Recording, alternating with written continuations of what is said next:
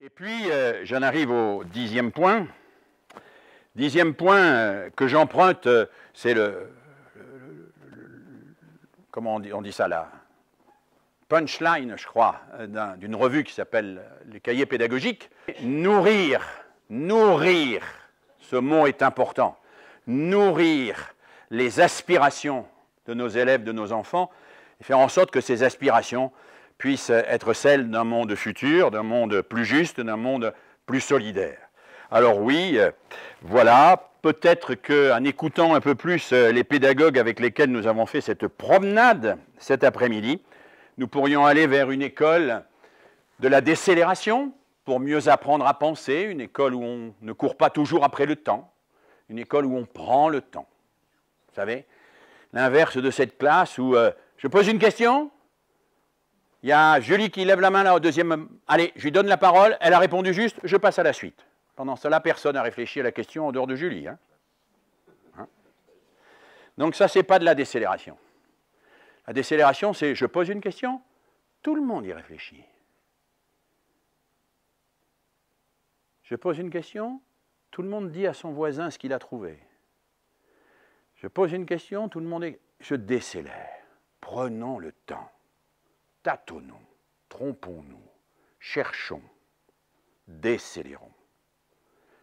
Dans ce monde où tout va trop vite, l'école doit être un lieu de décélération. Où on apprend à penser. Et penser, ça prend du temps.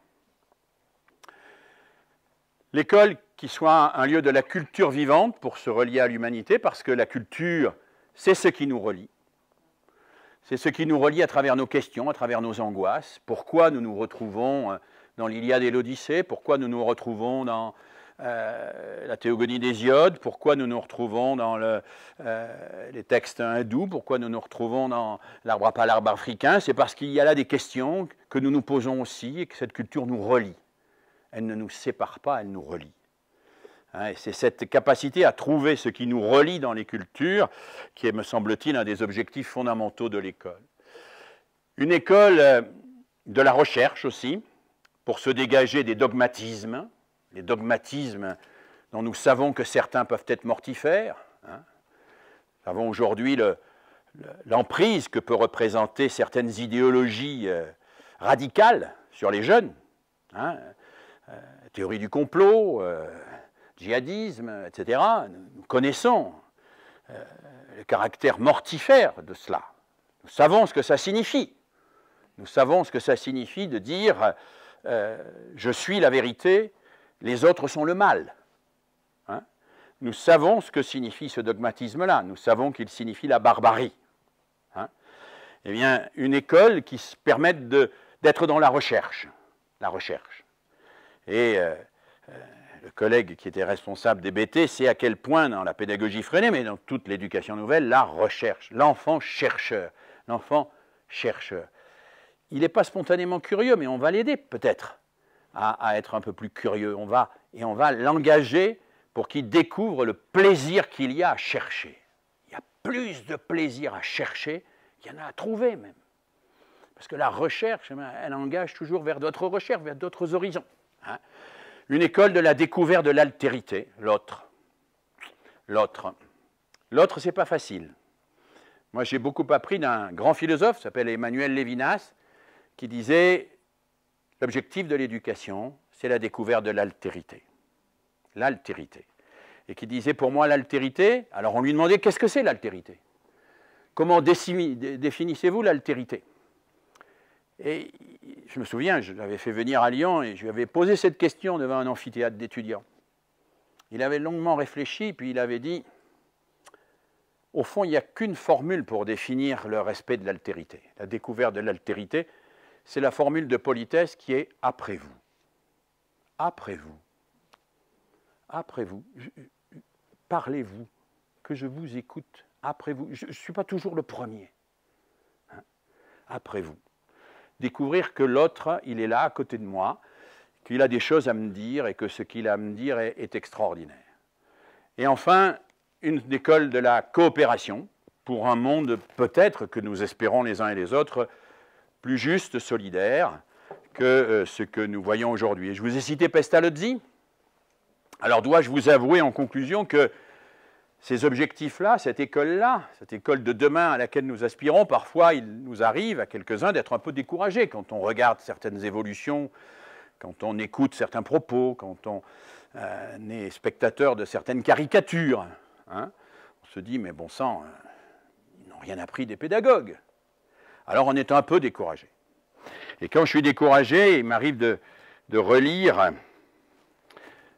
Pestalozzi, dont je vous parlais tout à l'heure. Alors, Pestalozzi, à la fin de sa vie,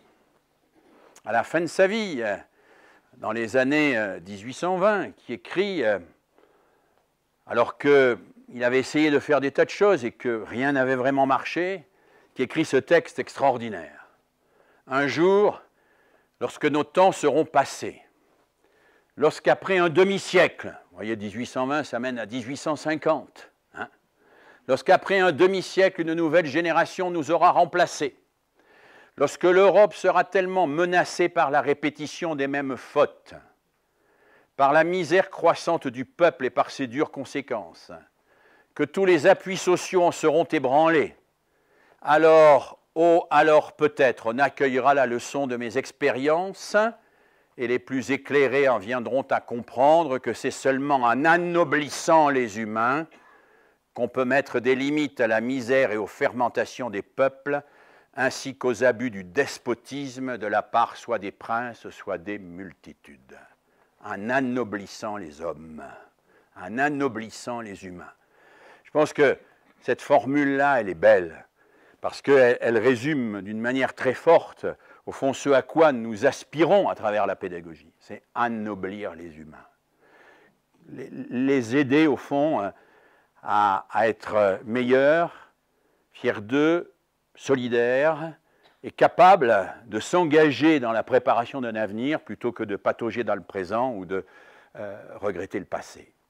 Alors, ne soyons pas trop pessimistes, hein. Le monde que nous vivons est parfois un peu décourageant. Parfois, on se dit, qu'est-ce que nous serons demain? Où serons-nous? Que ferons-nous?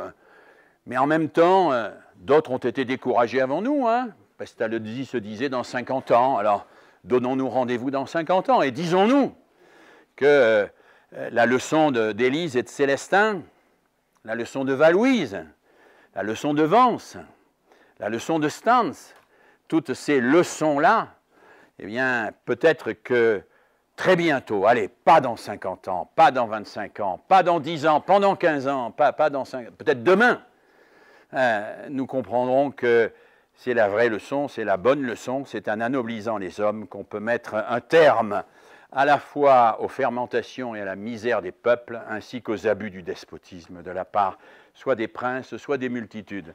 Merci de votre attention.